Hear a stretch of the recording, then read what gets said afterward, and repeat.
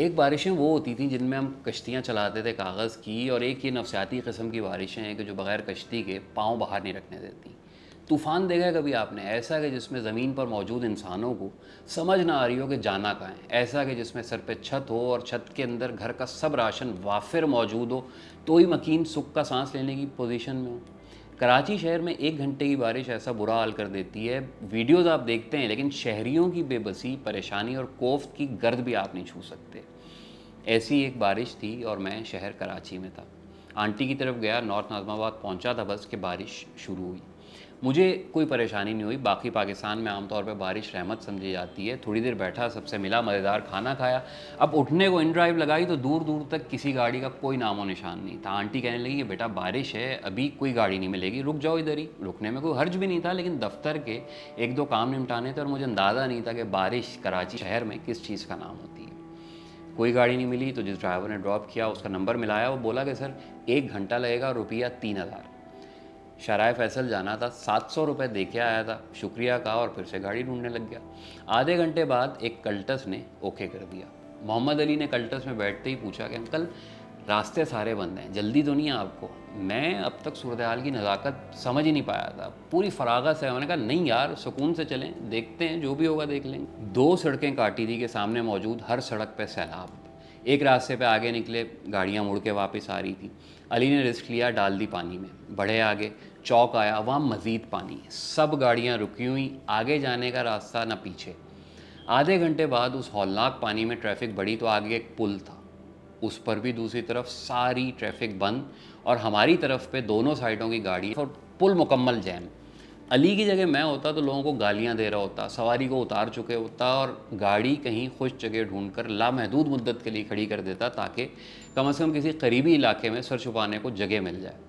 خدا اسے صحت سے رکھے اور اسی مزاج کے رکھے کہ وہ انجان بندہ 25-26 سال کی عمر کا مکمل سکون سے بس گاڑی بڑھانے کی جگہ ڈھونڈ رہا تھا اور مجھ سے گپ شپ بھی لگا رہا تھا۔ وہ اتنا نارمل تھا کہ جیسے کوئی اپنے سگے بھائی کے ساتھ گاڑی میں بیٹھا ہو اور بس رش میں پھنسی ہوئی گاڑی چلا رہا ہو۔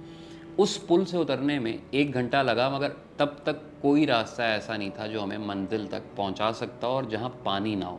گرو مندر تھا یا کوئی ایسی جگہ کا چوک تھا کہ جہاں ہم اس طرح پھنسے کہ اب لگا کہ رات یہیں کٹے گی۔ بائیں جانب زیادہ پانی کی وجہ سے رسی لگا کے سڑک بند کر دی گئی تھی، باقی جگہ میں شہری بیچاری جلدی کے چکر میں اس طرح گاڑیاں پھنسا چکے تھے کہ موٹر سائیکل تک نہیں گزر سکتی تھی، اور جہاں جہاں راستہ تھا وہاں سائلنسر اور پلگ لیول سے کافی اونچا پانی تھا۔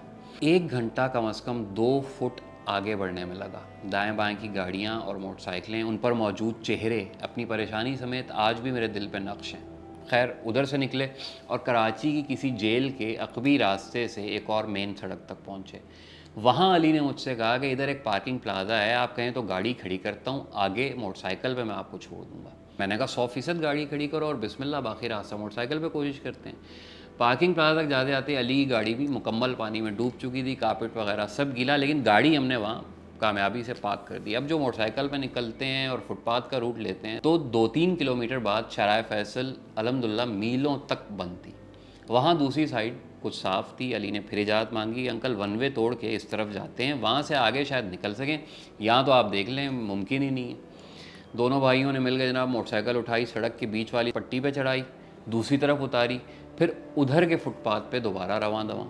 گیسٹ ہاؤس کے سامنے والی گلی اس طرح ڈوبی ہوئی تھی کہ بغیر کشتی کے ادھر جانا ہو ہی نہیں سکتا تھا۔ یہاں بھی علی نے ایک پچھلی گلی دریافت کی، منزل تک پہنچے، پانی الحمدللہ ادھر تک ابھی نہیں پہنچا تھا۔ پھر جس دل سے گلے لگا کے علی کو میں نے رخصت کیا، وہ کیفیت شاید میں لکھ نہیں سکتا۔ شدید بے آسرا پن تھا، اور ایک انسان تھا کہ جس نے قسم ہی کھا لی تھی کہ انکل کو پک کیا ہے تو انہیں چھوڑنا بھی ہے۔ باقی 5 گھنٹے کے سفر میں صرف ایک چیز سمجھ میں آئی کہ پاکستان کے سب سے بڑے شہر کا یہ حال ہے۔ پشاور، ملتان اور لاہور میں خود رہا ہوں اور جانتا ہوں کہ 1 گھنٹے کی مسلسل بارش نہیں سہ سکتے وہ شہر، تو اس پاکستان میں جسے ہم جنوبی پنجاب یا اندرون سندھ یا پورا بلوچستان اور سابق قبائلی علاقہ جات کے نام سے یاد کرتے ہیں، ادھر موسمیاتی تبدیلیوں سے نمٹنے کے لیے انفراسٹرکچر کس حال میں ہوگا، اور کبھی کوئی فنڈنگ مل بھی گئی تو ہمارے بچے کبھی بارش کے پانی میں کاغذ کی کشتیاں تیرا بھی سکیں گے یا جان بچانے کے چکر میں خود ہی ڈولتے رہیں گے۔